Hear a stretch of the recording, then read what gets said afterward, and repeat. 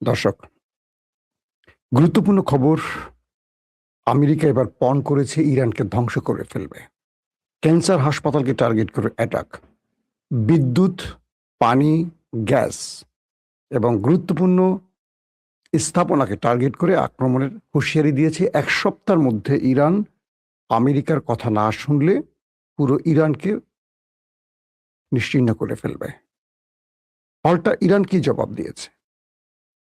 আমেরিকার হামলা সঙ্গে পাল্টা জবাব আবার ইরানের শুরু হয়ে গেছে এবং সেই হামলায় কি কি ক্ষতি হয়েছে আমেরিকার, সেটাও খবর থাকবে। অন্যদিকে আহ ইসরায়েলের দালাল বলে লিওনেল মেসিকে যেভাবে গণমাধ্যম বা সাইবার বুলিং করা হচ্ছে, তার কতটুকু সত্য সেই বিষয়ে আমরা কিঞ্চিত আলাপ করবো। এটা নিয়ে না হয় ডিটেল আলোচনা পরে করব। প্রথম যে খবরটি দিয়ে শুরু করতে চাই সেটা হলো এবং ইরান প্রসঙ্গে সর্বশেষ তথ্যে জানা গেছে মার্কিন যুক্তরাষ্ট্র ইরানকে হুঁশিয়ারি দিয়েছে তারা পুরো ইরানকে নিশ্চিহ্ন করে ফেলবে এবং ইরানের যত গুরুত্বপূর্ণ অবকাঠামো আছে এগুলো ধ্বংস করে ফেলবে। এবং এই কাজে আমেরিকাকে পূর্ণ সমর্থন দিয়েছে ইসরায়েল এবং দুই পক্ষের মধ্যে বেশ আলাপচারিতা এবং কর্মকৌশল নিয়ে আলোচনা চলছে। সর্বশেষ তথ্যে ব্রেকিং সংবাদে যে বিষয়টি জানা গেছে, আন্তর্জাতিক গণমাধ্যমে ইরানের সামরিক বাহিনী সতর্ক করেছে যে যুক্তরাষ্ট্র যদি ইরানের বেসামরিক স্থাপনাগুলোতে হামলা চালায় তাহলে গালফ কান্ট্রিতে থাকা প্রত্যেকটি বেসামরিক স্থাপনা ইরানের বৈধ লক্ষ্য হবে এবং এই অঞ্চলের সমস্ত অবকাঠামো, গালফ কান্ট্রির সকল গুরুত্বপূর্ণ অবকাঠামো গুড়িয়ে দেবে ইরান। অর্থাৎ ইরান যদি আমেরিকা যদি ইরানের মধ্যে বেসামরিক লক্ষ্যবস্তুতে আক্রমণ চালায়, বেসামরিক বলতে কি বোঝেন? মানুষের বাড়িঘর, হাসপাতাল, স্কুল, কলেজ, ব্রিজ, কালভার্ট, বিদ্যুৎ, গ্যাস, যে জিনিসগুলো বেসামরিক প্রতিষ্ঠান, যেখানে যেটাকে আমরা সামরিক বলি না, অর্থাৎ সামরিক বাহিনীর সাথে খেলা করবে যুদ্ধে, তাই তো? কিন্তু যেগুলো সামরিক বাহিনীর আওতার বাইরে একটা জনগোষ্ঠীর উন্নয়নে বা মানবিক প্রতিষ্ঠান বা সেবা প্রতিষ্ঠান বা কল্যাণকামী প্রতিষ্ঠান, হাসপাতালের কাজ কি? চিকিৎসা দেয়া, এটা বেসামরিক। স্কুল, কলেজ, কালভার্ট, ব্রিজ, তেল, গ্যাস প্রত্যেকটি বেসামরিক। তো আমেরিকার প্রেসিডেন্ট ডোনাল্ড ট্রাম্প বলছেন তিনি ইরানের এই অবকাঠামো সব ধ্বংস করে ফেলবেন, যদি কয়েকদিনের সময় দিয়েছেন, যদি ইরান আমেরিকার কথা না শোনে। তো তার জবাবে ইরান বলছে যদি আমেরিকা বা কোনো শত্রু ইরানের বেসামরিক অবকাঠামো বা টার্গেটে হামলা করে তাহলে আঞ্চলিক ইরানের আশপাশে যতগুলো আরব দেশ আছে বা যেখানে মার্কিন ঘাঁটি আছে, যে দেশগুলো বা মার্কিন ঘাঁটি যে দেশগুলো থেকে ব্যবহার করা হয়, এর একটাও ঘাঁটি অবশিষ্ট থাকবে না, সবগুলো গুড়িয়ে দেবে ইরান। ইতিমধ্যে ইরানের পক্ষ থেকে বলা হয়েছে তারা গুরুত্বপূর্ণ আরব রাষ্ট্রের বেসামরিক বেশ কিছু প্রতিষ্ঠান, বাণিজ্যিক প্রতিষ্ঠান, শিল্প কলকারখানাকে টার্গেট করে মিসাইল লঞ্চ, মানে মিসাইল বসিয়ে রেখেছে, জাস্ট সুইচ টেপার অপেক্ষা আছে। অর্থাৎ একযোগে ইরান, সৌদি, কাতার, কুয়েত, বাহরাইন, জর্দান, যতগুলো আরব দেশ আছে প্রত্যেকটাকে টার্গেট করে মিসাইল রেডি করে রেখেছে। আমেরিকার আক্রমণের সঙ্গে সঙ্গে ইরান পাল্টা জবাব শুরু করবে। দ্বিতীয় নম্বর যে খবরটিতে বলা হয়েছে, মার্কিন সামরিক বাহিনী জানিয়েছে তারা ইরানের ওপর আরেক দফা বৃহৎ আকারে হামলা চালিয়েছে। তারা কেশম দ্বীপ, বন্দর আব্বাস, চাবাহারে ব্যাপক মিসাইল অ্যাটাক চালিয়েছে, ড্রোন অ্যাটাক চালিয়েছে। এটা আমেরিকা নিজে দাবি করে বলছে। এবং মার্কিন সামরিক বাহিনী আরো বলছে যে তারা হেলফায়ার ক্ষেপণাস্ত্র নিক্ষেপ করে হরমুজ প্রণালীতে একটি ইরানের জাহাজকে, আবারও বলছি, হরমুজ প্রণালীতে ইরানের একটি বন্দরের দিকে যাওয়া তেলের ট্যাঙ্কারকে আক্রমণ করে ধ্বংস করেছে বা অচল করে দিয়েছে। এটি আমেরিকা দাবি করছে। আর ইরান দাবি করছে তারা কুয়েত, বাহরাইন ও জর্দানে মার্কিন সম্পদ লক্ষ্য করে প্রতিশোধমূলক হামলা চালিয়েছে। একটা বিষয় বুঝতে পারছেন যে আমেরিকা যখন হিলফায়ার মাধ্যমে ইরানের তেলের ট্যাঙ্কারকে টার্গেট করেছে, সঙ্গে সঙ্গে ইরান আমেরিকার লক্ষ্যবস্তুতে বাহরাইন, জর্দান, কুয়েত এই 3টি দেশকে টার্গেট করে ব্যাপক মিসাইল এবং ড্রোন অ্যাটাক চালিয়েছে। তো তারা কুয়েত, বাহরাইন ও জর্দানে মার্কিন যে ঘাঁটিগুলো আছে সেখানে মোটামুটি ভালো পরিমাণ ক্ষয়ক্ষতির খবর দিচ্ছে ইরানের গণমাধ্যমগুলো। দর্শক, গরম ঠান্ডার কারণে গলা বসে যায় মাঝে মাঝে। তো এই পরিস্থিতির মধ্যে আরেকটি গুরুত্বপূর্ণ খবর আসছে, সেটি হলো ইরানের রাষ্ট্রীয় যে গণমাধ্যমগুলো তারা বলছে যে ইরানের খাতাম আল আম্বিয়া কেন্দ্রীয় সদর দপ্তরের মুখপাত্র ইব্রাহিম জুলফিকারি বলেছেন, অবকাঠামো ধ্বংস করুন, এই অঞ্চলে যা কিছু অবকাঠামো অবশিষ্ট থাকবে তা আমরা ধ্বংস করে দেব। তার কথাটা হলো, আপনি ইরানের অবকাঠামো ধ্বংস করবেন, তাহলে এই অঞ্চলে বাকি যে অবকাঠামোগুলো থাকবো সেগুলো আমরা ধ্বংস করে দেব। নিশ্চিন্তে থাকেন মিস্টার ট্রাম্প, আপনাকে এই ব্যাপারে এতটুকু টেনশন করতে দেব না, আমরা সুযোগও দেব না। তিনি আরো সতর্ক করে বলেন যে তেহরান কোনো অবস্থাতে যুক্তরাষ্ট্রকে একটি বিদেশি ও বহি আঞ্চলিক রাষ্ট্র হিসেবে হরমুজ প্রণালীতে হস্তক্ষেপ করতে দেবে না। এই ইরানের খাতাম আল আম্বিয়ার কেন্দ্রীয় সদর দপ্তরের যিনি মুখপাত্র স্পষ্ট করে বলে দিয়েছেন যে ইরান কখনো হরমুজ প্রণালীতে আমেরিকার উপস্থিতি মানবে না, থাকতে দেবে না এবং কোনো প্রকার হস্তক্ষেপ তারা করতে দেবে না। যে হাত দিয়ে হস্তক্ষেপ করবে সে হাত কেটে নেবে ইরান। এটি ইরানের একটি রেড লাইন, তারা বলছে এটি ইরানের রেড লাইন। জুলফিকারি বলছেন, তিনি বলেন ইরানের জবাব সমান আঘাত নয়, বরং এটি আরো বড় আঘাত হবে। আমেরিকা যে আক্রমণটা করবে এটা সমান সমান ইরান আক্রমণ করবে না, ইরান তার চেয়ে বড় আঘাত আমেরিকাকে করবে এবং যে কোনো প্রতিশোধমূলক ব্যবস্থা হবে আগের চেয়ে আরো বেশি গুরুতর এবং ব্যাপক ধ্বংসাত্মক। রিসেন্ট ইরান যে আক্রমণগুলো করছে মার্কিন যুক্তরাষ্ট্রের ঘাঁটিকে লক্ষ্য করে, এগুলো পূর্বের চেয়ে আরো ভয়াবহ হচ্ছে এবং ইরানে শুধু ক্ষতিগ্রস্ত হচ্ছে তা নয়, গালফ কান্ট্রিতে থাকা মার্কিন যুক্তরাষ্ট্রের যে ঘাঁটিগুলো আছে ব্যাপক ক্ষতির মধ্যে পড়ছে। প্রচুর সেনা মারা যাচ্ছে, তাদের সামরিক অস্ত্র ধ্বংস হচ্ছে, ইভেন তাদের রাডার সিস্টেম ধ্বংস হচ্ছে। আজকেও তারা নতুন করে রাডার সিস্টেম ধ্বংস করে দিয়েছে এবং সিরাম রাডার সিস্টেমের ধ্বংসের ছবি ইরান ইতিমধ্যে প্রকাশ করেছে। হরমুজ প্রণালী নিয়ে যুক্তরাষ্ট্র ও ইরানের মধ্যে ক্রমবর্ধমান উত্তেজনার মধ্যেই এমন ঘোষণা ইরানের পক্ষ থেকে এসছে। সংঘাতের অবসান ঘটিয়ে একটি স্থায়ী শান্তি চুক্তিতে পৌঁছানোর লক্ষ্যে পাকিস্তানের মধ্যস্থতায় একটি সমঝোতা স্মারক স্বাক্ষরিত হওয়া সত্ত্বেও উভয় পক্ষ পাল্টাপাল্টি হামলা চালিয়ে যাচ্ছে। পাশাপাশি এই ব্যাপারে পাকিস্তান আবারও দুই দেশকে দায়িত্বশীল হওয়ার দাবি জানিয়েছে যে আপনারা দায়িত্বশীল হওয়ার চেষ্টা করেন, আপনারা যেটা করছেন এই অঞ্চলে ক্ষতির চেয়ে ভালো কিছু হচ্ছে না। ইরানের পক্ষ থেকে আরো বলা হয়েছে যে তারা আজকে আরো বড় আক্রমণ করতে যাচ্ছে দখলদার দেশটির ভেতরে। দখলদার ওই একটাই একটা। ইরানের সামরিক বাহিনী আরো বলছে যে অপারেশন লাইটনিং নামে পরিচিত তাদের প্রতিশোধমূলক অভিযানের 10ম পর্বের অংশ হিসেবে তারা কুয়েত ও বাহরাইনের মার্কিন রাডার এবং বিমান প্রতিরক্ষা ব্যবস্থার উপর হামলা চালিয়ে সেগুলো ধ্বংস করেছে। পাশাপাশি ইরানের সামরিক বাহিনী জানিয়েছে তারা কুয়েতের আলী আল সালিম বিমান ঘাঁটিতে মার্কিন বাহিনীর ব্যবহার রাডার ব্যবস্থা, প্যাট্রিয়ট আকাশ প্রতিরক্ষা ব্যাটারি এবং জ্বালানি সংরক্ষণ ট্যাঙ্কে হামলা চালিয়েছে। অন্য একটি বর্ণনায় বা বিবরণীতে তারা বলছে যে ড্রোনগুলো বাহরাইনের শেখ ইসা বিমান ঘাঁটিতে সুপার হক রাডার সিস্টেম এবং প্যাট্রিয়ট স্থাপনা সহ মার্কিন যোগাযোগ ও রাডার অবকাঠামোতে লক্ষ্যগ্রস্ত করেছে। অর্থাৎ যে ড্রোনগুলো বাহরাইনের শেখ ইসা বিমান ঘাঁটিতে সুপার হক রাডার সিস্টেম এবং প্যাট্রিয়ট স্থাপনা সহ মার্কিন যোগাযোগ ও রাডার অবকাঠামোকে লক্ষ্য করেছে তারা এবং অ্যাটাক করেছে। ইরানের ইসলামিক রেভলিউশনারি গার্ড কর্পস কুয়েতে হামলার দায় স্বীকার করে জানায় তারা আলী আল সালেম বিমান ঘাঁটিতে একটি সিরাম আগাম সতর্কীকরণ রাডার এবং মার্কিন কর্মীদের সমাবেশ এলাকাকে লক্ষ্যগ্রস্ত করেছে, যেখানে আমেরিকার সেনারা উপস্থিত ছিলেন একসাথে, অনেকে যুদ্ধের পরিকল্পনা বা যুদ্ধের প্রস্তুতি নিয়ে সেখানে অ্যাটাক করেছে।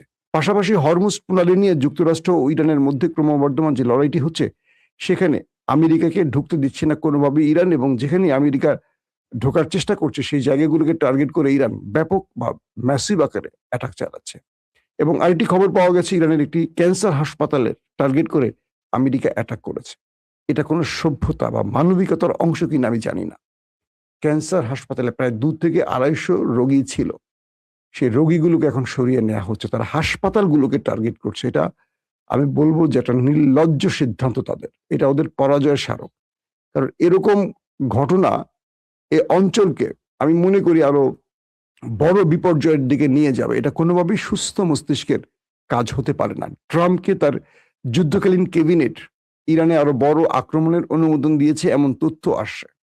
এখন ইরান বলছে যে তারা কোনোভাবে আমেরিকাকে ছাড় দিবে না, আমেরিকা যা কিছুই করুক। আর আমেরিকা বলছে ইরানকে তারা সময় বেঁধে দিয়েছে, এই সময়ের মধ্যে তারা যদি আপোষ না করে পুরো ইরানকে মুছে ফেলবে। এখন ইরানকে ধ্বংসের কি পরিকল্পনা ট্রাম্পের আছে এটা আমরা কয়েক ঘন্টা বা কয়েক দিনের মধ্যে বুঝতে পারবো।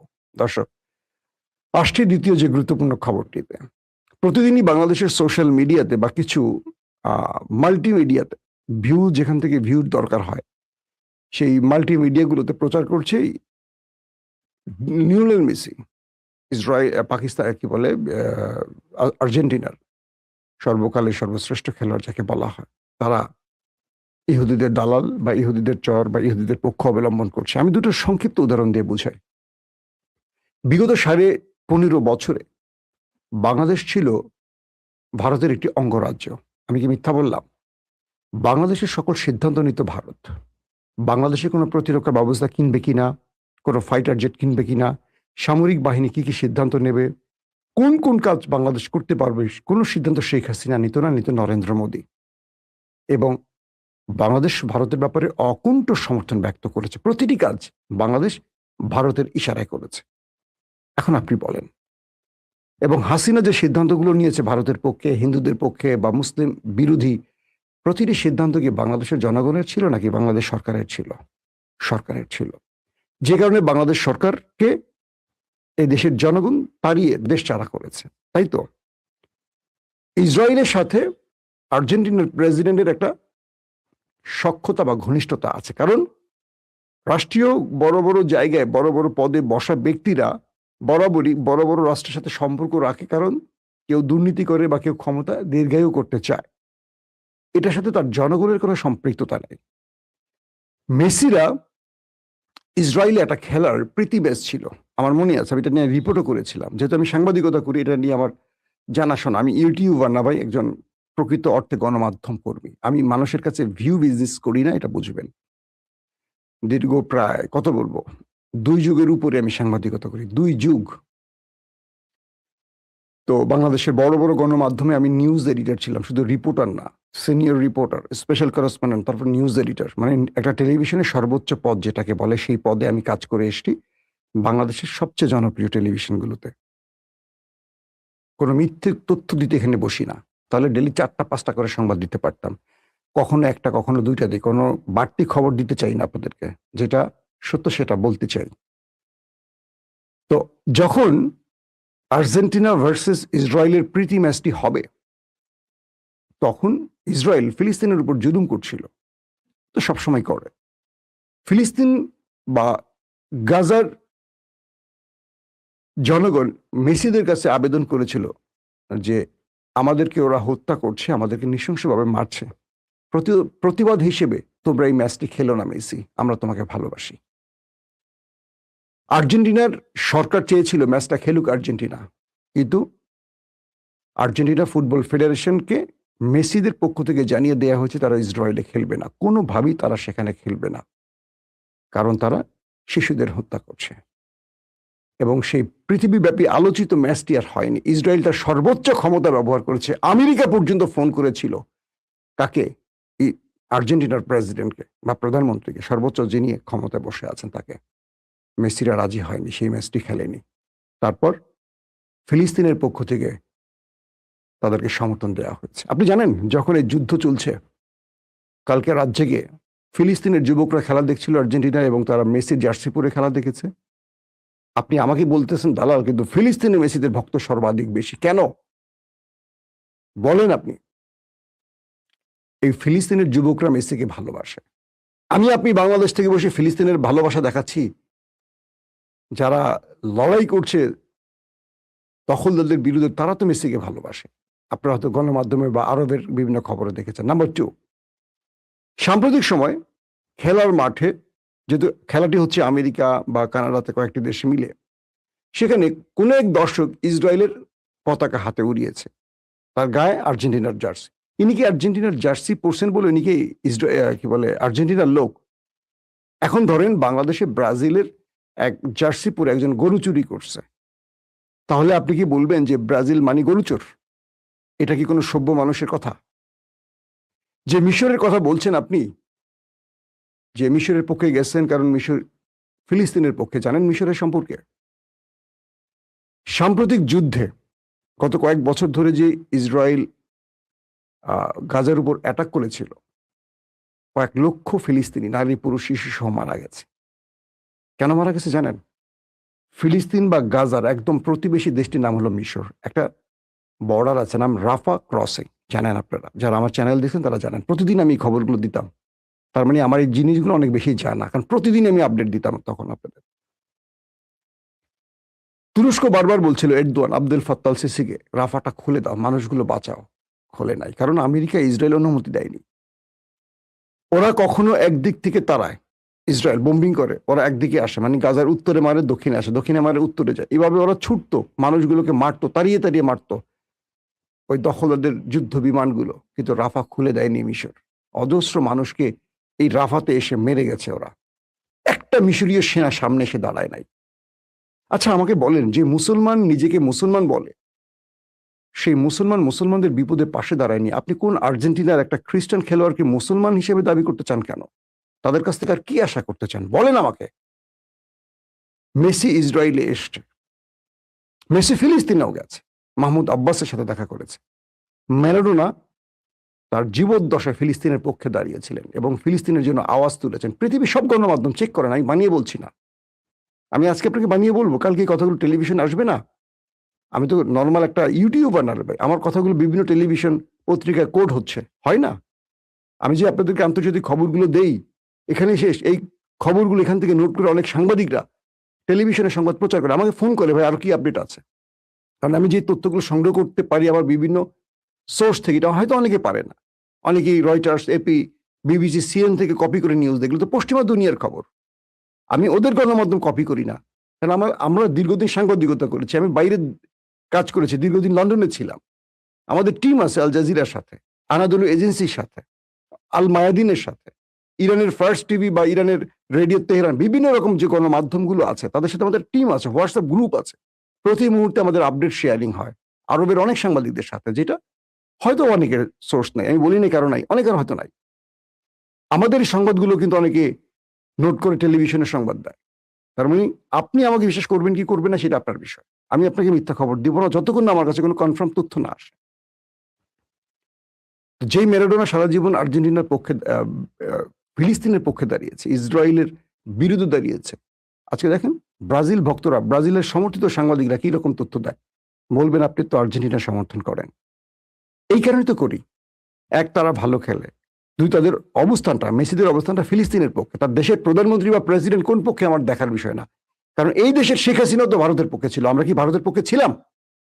হাসিনার দোষ কি আমাদের ঘাড়ে দিলে হবে? এটা বোধহয় ঠিক না। এবং ইন্টারেস্টিং ব্যাপার, এই মেসি ফিলিস্তিনে গেছে ইউনিসেফের পক্ষ থেকে শিশুদের পক্ষে, এবং এই মেসি গাজা শিশুদের জন্য অর্থায়নও করেছে। এগুলো জানা থাকলে ভালো, না জানা থাকলে গোয়ার্তমি করবেন না। ওই মাঠে কে একটা ইসরায়েলের পতাকা ঝুলিয়েছে তার মানে আর্জেন্টিনা ইসরায়েলের পক্ষে, এই তথ্যটা ভুল। ইসরায়েলের পক্ষে এই মুহূর্তে আমেরিকা ছাড়া সভ্য পৃথিবীর কেউ নেই, স্পেনও নেই। তারা একে একে সব সরে আসছে। লন্ডনের জনগণ নেই, লন্ডনের কিয়ার স্টারমার থাকতে পারে প্রধানমন্ত্রী, কিন্তু লন্ডনের লক্ষ লক্ষ লোকের সমাগম ঘটে ইসরায়েলের বিরুদ্ধে। জানেন আপনারা এখন কি লন্ডনের বিরুদ্ধে হইচই করবে? এই লন্ডন তো ইসরায়েলের জন্ম দিয়েছে, ইতিহাসটা তাই জানেন নাকি? এটা বললাম যে আমি খেলাটাকে খেলার মধ্যে রাখতে চাই। তারপরও যেমন ধরেন স্পেনের পক্ষে আমি আছি, কারণ ফাইনাল ম্যাচে স্পেন জিতলে আমার কোনো আফসোস নেই, আমি খুশি। আর্জেন্টিনা হারলেও আমি খুশি, কারণ দুটো আমার প্রিয় দল। কেন স্পেন পছন্দ আমার? গ্রানাডায় বা স্পেন মুসলমানদের হত্যা করছে সেই ইতিহাস মনে করে না। এই স্পেন ফিলিস্তিনের পক্ষে দাঁড়িয়েছে, স্বাধীন ফিলিস্তিনের পক্ষে ভোট দিয়েছে এই স্পেন, এবং ইরানের পক্ষে দাঁড়িয়েছে। আমেরিকা ইসরায়েলকে তার ঘাঁটি ব্যবহার করতে দেয়নি ইরানের বিরুদ্ধে। এটাই হলো আমাদের প্রতিবাদ। মাসুম ভাই যেদিকে যাবে মনে করবেন তার পেছনে একটা উদ্দেশ্য রাখবেই। এটা যদি বিশ্বাস করেন ঠিক আছে, যদি বিশ্বাস না করেন আপনি আপনার মতামত নিয়ে চলতে পারেন। আমি বিশ্বাস করি না মেসিরা বা মেসির মতো ব্যক্তি কখনো ইসরায়েলের দালাল বা ইসরায়েলের পক্ষের হতে পারে। আপনাদেরকে এটা নিয়ে আমি স্পেশালি একেবারে ডকুমেন্ট আকারে ভিডিও দিয়ে একটা ভিডিও করব পরবর্তী ফাইনালের আগে পরে। আজকের গুরুত্বপূর্ণ এটা নয়, আজকের হলো আমেরিকা এবং ইরানের আপডেটগুলো। দর্শক, ইনশাআল্লাহ আজকে রাতে আমরা আবারও হাজির হব আরো আপডেট খবর নিয়ে। সেই পর্যন্ত প্রত্যেকে ভালো থাকবেন। আল্লাহ হাফেজ।